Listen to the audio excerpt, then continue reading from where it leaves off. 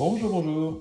Aujourd'hui, nous allons découvrir ce qui se trouve à l'intérieur de cette boîte. C'est la nouvelle Funtech STX à l'échelle 1/12e, mais qui est XL, donc qui est très grosse, qui ressemble vraiment à une 1/10e.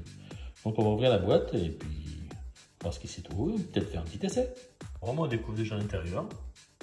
La notice.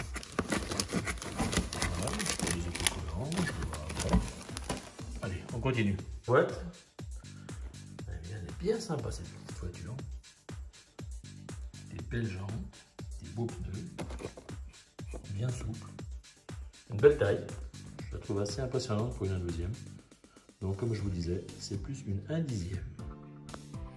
Donc voilà, elle est sortie de son emballage. Donc voilà le dessous.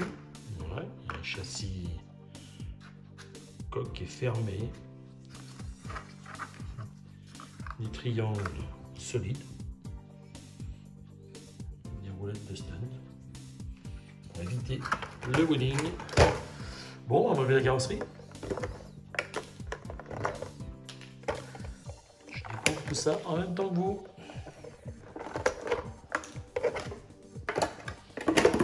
Ah, c'est compact et étanche. C'est vraiment compact et étanche. C'est pas mal. C'est vraiment un châssis caisson tout fermé. Une trappe sur le côté. Je suppose, j'en sais rien, on va voir après. Ça, c'est le variateur. Bon, allez, on continue. Trappe vraiment bien faite. Donc, vous voyez, une petite loquette de sécurité. Après, on l'ouvre. Je vais vous faire voir. Voilà la trappe ouverte. Bien, c'est bien compact, c'est bien emballé. Il n'y a pas besoin de sangle pour attacher la batterie. Moi, je trouve que c'est bien. Voilà la batterie. Donc, c'est une 1700 mAh en lithium. C'est plus stable que le lithium polymère. Moins dangereux à la charge et donc c'est plus fiable pour tout le monde. C'est bien, bon choix. Après, on va voir l'autonomie, combien ça dure. C'est une prise DIN, on appelle ça, une prise DIN, standard. J'ai cherché le chargeur, donc j'ai trouvé des petites cales pour les amortisseurs, pour durcir les amortisseurs. Donc le ressort et le corps de l'amortisseur. Une clé pour les roues, je suppose.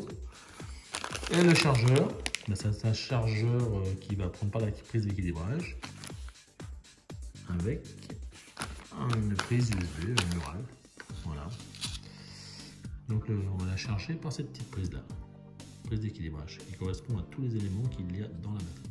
Donc il va falloir retrouver un adaptateur mural de 120 volts, une sortie USB. Bon, tout le monde a ça à l'heure actuelle, dans tous les téléphones, partout. C'est devenu un grand classique dans les foyers.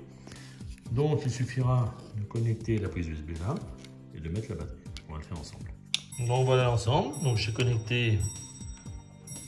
Voilà, j'ai connecté là. Et maintenant je vais brancher.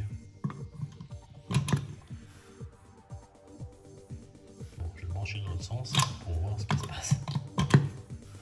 Voilà. Et bien, on voit le témoin de charge. Donc c'est la première chose à faire. Avant d'utiliser la voiture, la première chose à faire, c'est de mettre en charge la batterie pour éviter qu'elle se vide à fond et qu'on ne puisse plus la recharger. Donc, première chose à faire, donc là ça clignote, on va attendre la fin de la charge. Je vais chronométrer pour voir. Ça vient de sonner à la pendule. En attendant la charge, nous allons regarder la radio. Donc, une radio toute simple, avec deux réglages. Le neutre de la direction et le neutre de l'accélération.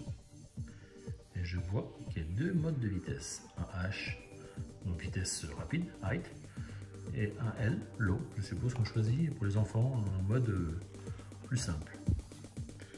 La mise en marche. Le bouton de bind, c'est pour l'accorder avec la voiture. Si jamais on change un jeu de voiture, on peut l'appairer avec un autre véhicule. Je pense qu'on n'aura pas à le faire. C'est déjà tout prêt dans mon emballage. Donc il faudra lui mettre des piles qui ne sont pas fournies. Voilà, j'ai installé 4 piles type AA, standard du commerce. Voilà, tout bête. Hein. Donc, je vais voir si ça fonctionne. Donc ça s'allume en vert. Voilà. Bon, on va attendre la fin de la charge de la batterie. Et on va essayer la bête. Pendant, on va regarder un peu cette voiture. Donc, On peut voir qu'elle a des roues indépendantes, les cardans. Le différentiel, on voit très bien le différentiel. Voilà. Donc c'est une 4 roues motrices, une voiture 4 roues motrices. Les suspensions. Voilà, c'est pas mal. Il y a des petites cales de toute façon. Voilà, le petit intérieur de mise en confort en marche. Super simple. Bon, c'est très compact, c'est très solide. Je pense que ce bloc châssis comme ça est très très solide. Voilà.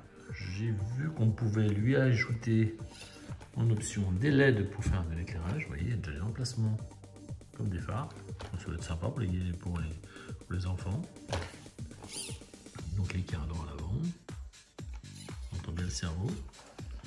Voilà, bon bah, rien de spécial, une voiture traditionnelle. Je trouve très bien ce châssis compact. Voilà. Ça, je pense que c'est très très solide. Un châssis caisson comme ça, c'est très solide. Et c'est bien protégé. Donc, facile pour un enfant. Bon, bah, la batterie est chargée, ça y est. Donc il a mis à peu près 2 heures de temps. Je ne sais pas si ça a été complètement vide à la livraison, je ne peux pas le savoir. Donc voilà. Donc on va introduire, remettre dans son emplacement la batterie. Et voilà. Et après, on va faire un petit essai. Donc, j'allume l'émetteur. Il est vert. J'ai mis préalablement la voiture sur un carton pour éviter qu'elle touche les roues touchent le sol et qu'elle parte. Voilà, j'allume la voiture, rien ne se passe. J'essaye le volant. Ah, ça fonctionne. Parfait, j'accélère. Et ben voilà, tout fonctionne. Prochaine vidéo, essai.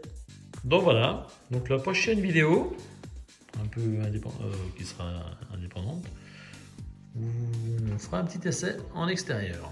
Voilà, donc vous pouvez retrouver cette voiture sur notre site futurready.com. L'ensemble coûte 139,90 €. Voilà, à très bientôt.